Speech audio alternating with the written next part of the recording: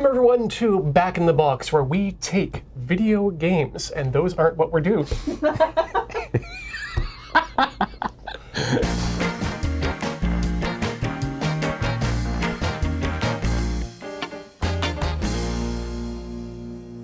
Welcome back everyone to Back in the Box. I'm Ian. I'm Ben. And we are about to take, as we are wont to do, a board game.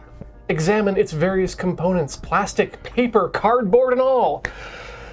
Make some judgments, make some opinions, and then most importantly, we're gonna find out if it fits all back in the box. So let's get into this choice for an episode.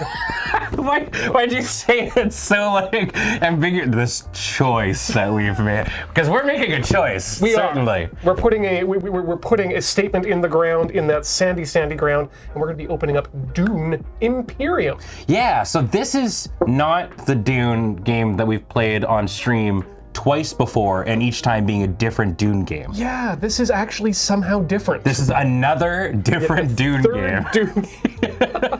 And it's the movie. Yes. The most recent movie. The new movie, yeah. Well, which I haven't seen. Which is fine. You can actually hold off because there's going to be a second part. Oh, I didn't realize it was a two-parter. Real Dune heads like me have been sitting on the edge of our seats waiting to find out if it would be continued and concluded. Oh, I'm really excited that they've got like Poe Dameron. Yeah. In the film, which is pretty wild. It's good to see him. The big beardy Duke. Yeah, and Jabba the Hutt made it in too. Okay, so I'm guessing that a lot of the jokes I'm going to be making today are going to be lost on you. No. I know a little bit. I've tried to sit down on multiple occasions and watch the film. David Lynch. The David Lynch film, yeah. And it was fine. Yeah. I liked looking at Sting. A lot of people did, I'm sure. So I think I'll understand it enough that, and I played the Passport game. I know Walk Without Rhythm. Yep. Because that lyric was designed by Fatboy Slim. Yeah, absolutely. And then put into the Dune universe. Yeah, retroactively stuck right in there. Yeah, Christopher Walken made it up. Yep. Great. We should have brought a knife. Okay, well, here's your first one, Ben, because, yeah, you were exactly correct. This appears to be covered in a shield, and as you should know, the slow knife I pierces need to see him grab this. Let's get in there. That's some hearty plastic right away there. Oh, really? Yeah. Okay. Control the spice, control the universe. And you can watch it played. How do we get our logo on these boxes? Oh, these are the guys that I frequently use on the how to play when we're learning how to play a board game for AFK. Direwolf, call us. Yeah. Let's get that box top off. Again, really liking this cardboard. It's smooth. Ooh, it's very nice. Ooh. Okay. That's a big worm. This is like an album cover. It kind of does. If I lift this up and like a vinyl pops out. So this is Shai Halub? Is that it? It's Galoob. Is it Galoob? It's not Galoob. Shai Halud. Halud. Yeah. Oh man, it was close. The worm, the maker, the spice taker. It's the spice maker, right? Yes, it is. See, you know. I know things about Dune. Yeah. This is like a really gorgeous way just to open the box from the beginning. Good coverage, introduces you to the world of Dune, and is, oh my, thick with instructions here. Ooh. All that. This is a good little manual. Yeah. I just saw create the conflict deck. So these are the different factions that we've got going on here. They have faction cubes. Yeah, they all have different symbols. These aren't the symbols I'm used to seeing for these various factions. My guess is Atreides. Probably. Harkonnen? Maybe? Bene Gesserit? Yeah? Navigator? I would guess Navigator, but we also have to get the Imperium in here too, and the infinity symbol probably fits better with the Bene Gesserit, or with the Fremen themselves. Oh right, the Fremen. Okay. They're like a key part, aren't they? Okay, so actually I found the answers. Oh. So what were your guesses again? Okay, the first one was Atreides. Okay. No, second one was Harkonnen that I guessed. Third one was Bene Gesserit. Ying. Yeah, well, Ying. You got one. Ying. A yes and a ding all at once. And last one, Navigator? No. No? What is that? That's the Fremen. That is? Okay, that makes sense because it's like the blue eye almost, right? Yeah, the one at the top, that's the Emperor. And Okay. the Infinity is the Spacing Guilds, the weird fallopian maneuverings, or the Bene Gesserits. Fallopian maneuvering. Just read the books. Is that actually what it's called? No, it's not what it's called, but it's a description of what they do. It's, Sure, okay, right. And then, yeah, the Fremen was the last one. And then, okay, yeah, Landstrad, that's the everyone. Pentagon, because it means there's 6 people within the Landstrad. Right. Cities and circles. Shout out to my kill team homies. Yeah, I don't think I'm going to be able to remember these 3 here. I've got too many pentagonal shapes in the brain from the kill team. Okay, yeah, so that's a manual. Yeah, the manual's a very manual. nice. We've got some advertisements. Oh, you can get a Bene Gesserit statue. Heck yeah! Is it like real or is that just a AR version? Enhance your Dune Imperium game with special app-assisted game modes and options. Oh, okay. So you get a Bene Gesserit statue on the app. Which is exciting to somebody. Okay, and this is another rule book talking how to play. Oh, you can play this game solo. Hey, that's nice.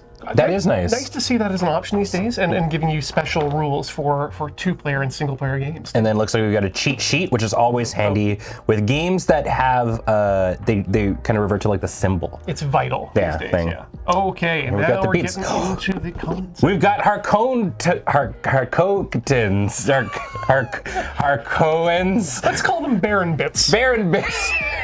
There's 4 Baron bits, and you've got a big worm token. And everyone's got their own little. Is there anything on the back? Oh yeah, they flip over and they've got. Oh okay.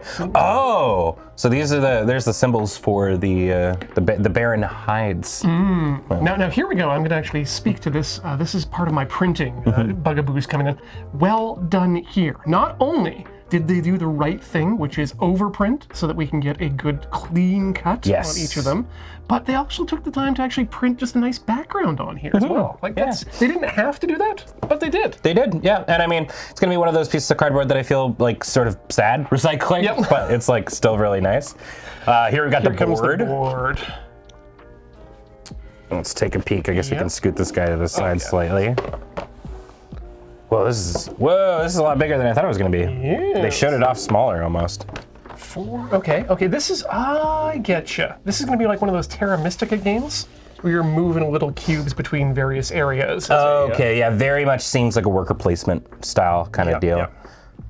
This is cool. I dig it. And any board too that finds room to also put like the turn, like what you're gonna do throughout like a turn and stuff like that. Vital. Yeah, everything seems very, very clear. This feels like a board game that we could definitely play on AFK that would convey the information, because that's probably one of the hardest things whenever we're doing AFK is Paul and I have to like sit down and have a discussion like how much information do we need to put on the overlay that we can't quite fit on the wide camera and stuff. And this feels like a game that's small enough that we can still kind of showcase everything that's going on. Turns out there's a lot more to broadcasting a game than just playing one. Yeah, the board is like thick. Yeah, good thick cardboard. Really liking the satin finish on it. Yes. Happy with that. And I was gonna check the foldings, and they did a very good thing here by making the foldy areas its own paper. It's pasted on the back. Oh yeah. So that's if that wears out, you can just slap tape on there, and it's not going to affect what the game board itself looks like. If you're duning to the max.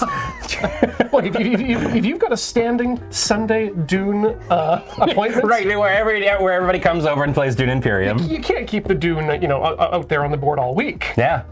I mean, I can. Now, would you? Yeah, I would like a Twilight Imperium game. You're just sitting out there with. It's ready. Yeah. Because you can't move anything. You need people available, and when they're available, you've got to pull the trigger immediately. Yeah. All these long games. Cards. Let's look at some cards. Yep. Yeah, it's got one of the pull tabs on it, but as we know, the pull tabs are useless. They're useless. See, look at this. I've never successfully can't do anything with that. Open a card. Pile. Yeah. Let's have a look at a few. No, these are okay. So they got a decent feel to them. These are very glossy. Whoa. And there's ones with actual people on them. Okay, so they're putting all the cards in one big pile. His name is Duncan Idaho? Yeah. Well, that one's name is Duncan, Idaho. Duncan, Idaho of the New England Idaho. Yes, exactly. Yeah. Not to be confused. So the way that this art was, the first time I looked at it, if I just saw this, like without like the actual like blue into there, I thought his head was like coming. It was just a big head coming out of the sand, like a big like coming out of the rock on here. I'm Duncan, Idaho. Yeah. Look upon my works, ye mighty Like in the despair. Duncan, Idaho. You just it just looks like a head coming out of the rock face. Who do you think that is the actor for that one? Ooh, not Will Ferrell. No, definitely not Will. Though that's a good Will Ferrell. That is not Will. That's the Jason Momoa one. Oh, that's Jason Momoa. Yeah. Oh, I didn't realize. Oh, he's the guy who teaches Paul how to do fighting and stuff. Yeah. Was he the character that was initially played by Picard? Patrick Stewart. Stewart. That's Gurney Halleck. Oh, okay. He's a musician.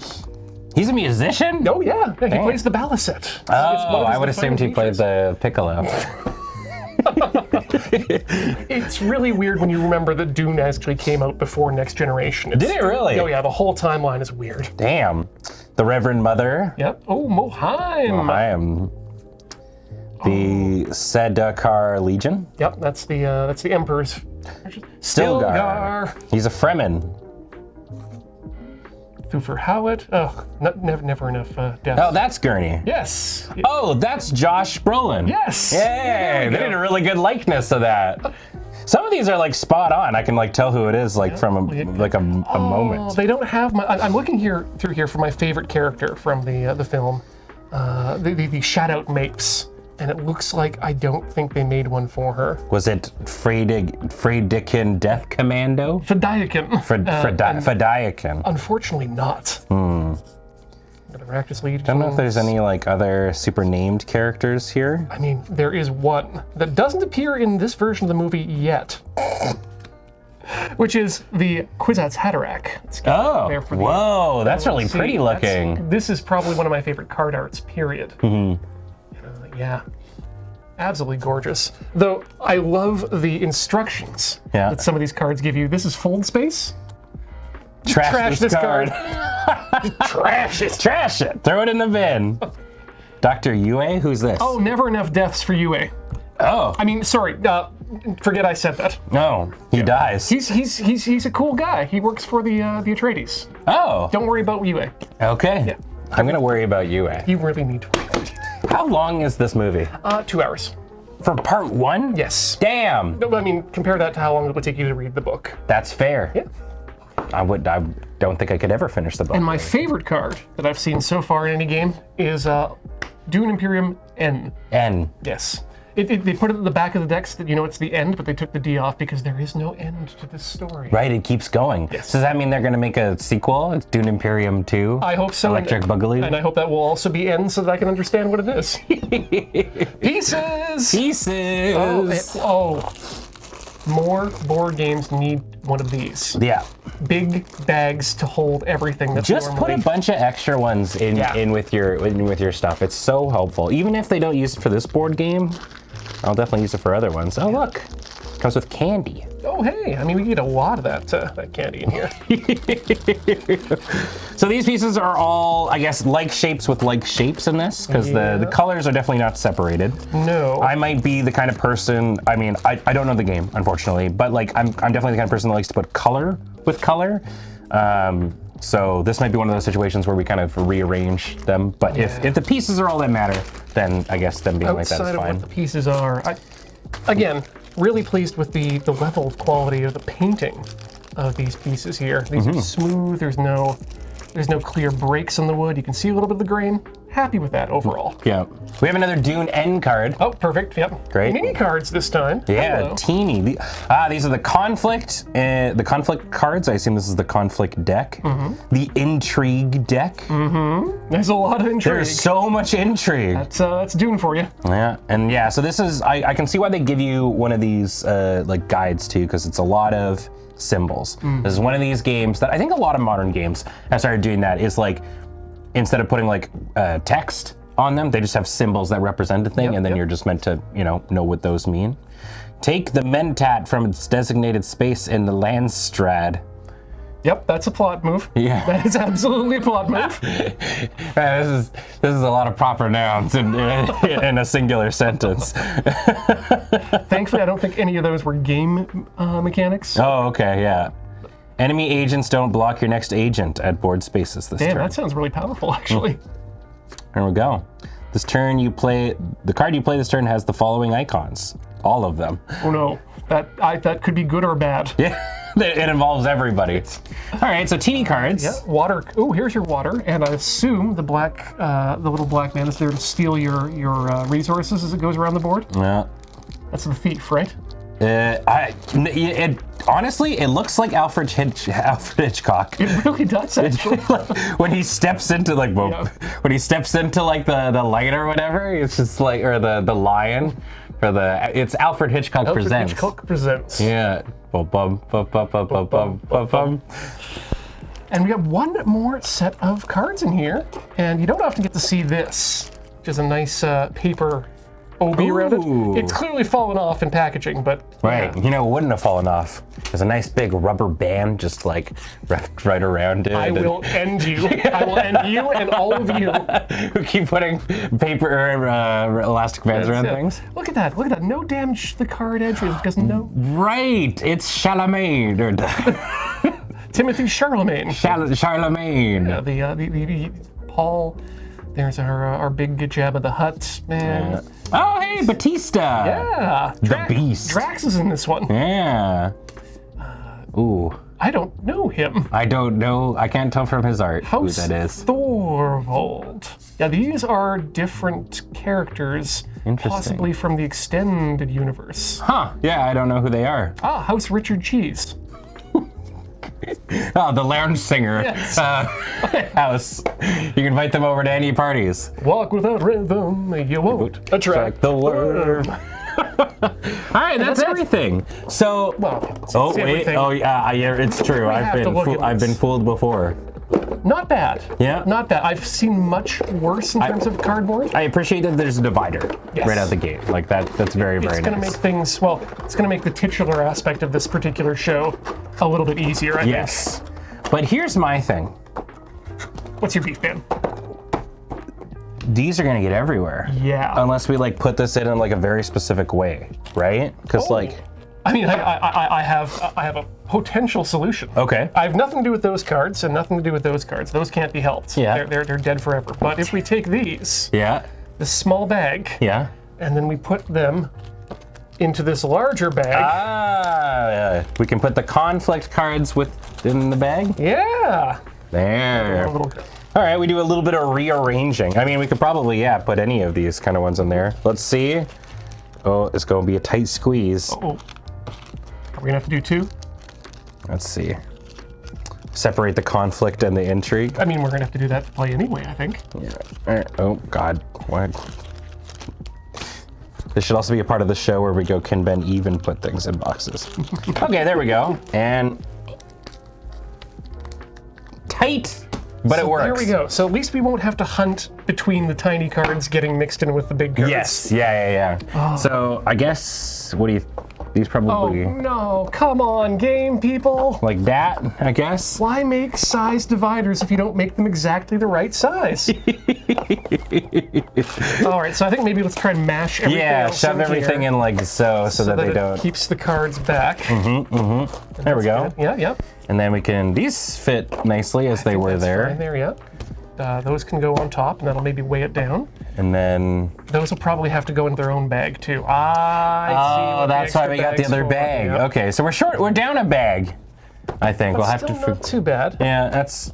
I think I've hecked up the box here a bit. You didn't even do much. You just pulled it out. Board goes on top. No! Oh! Look at that. Wait, and there's like these little dilly boops there. That might be where the token pieces go then too. Maybe. Yes. Put our red on. Don't forget our instructions. Yeah. So these all go back in like so. Yeah, Whoa. I mean, goodbye. We'll never know where we can buy Eternal. Yeah. Well, that'll just have to be one of those things that collectors hunt down in the future. So it all fits smoothly back in the box. as it were. But I would have definitely, I think if they're gonna do that, there should have been like little dividey bits, I think. Would have made it a little bit easier. I actually prefer when there's like slots that I can just kind of dump the things in as opposed to keeping them in individual little baggies. Tokens are easy to grab and easy to sort because they're three-dimensional. You can see them, they don't pile up. Cards, if cards get boxed or mixed around, you're host until you actually get each card put out again. Yeah, I know that there is like a business out there that is like actually making the like dividers that you can put into boxes and stuff to sort of help with that. And this feels like one that could maybe benefit from it. I don't know if it might be easier to have like cards divided and stuff in there, like instead of just in one big deck that you have to sort through each time. But we did it.